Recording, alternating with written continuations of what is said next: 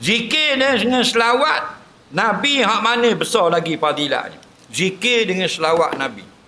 Selawat kita fahamlah, Allahumma salli ala Muhammad atau Allahumma salli ala Sayyidina Muhammad. Dah zikir berapa?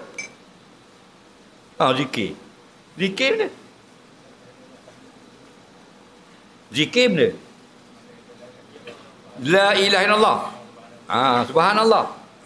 Kata sebahagian ulama, solawat lebih lagi.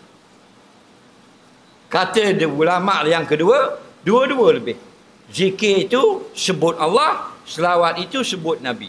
Maka Allah dan Nabi ni dua-dua lebih. Kerana dua nama ni lah abadikan dalam dua kalimah syahadah. Yang kalau orang kafir nak masuk Islam, sebut Allah saja tak mau sebut Muhammad, tak jadi Islam. Sebut Muhammad saja tak mau la ilaha illallah, tidak jadi Islam.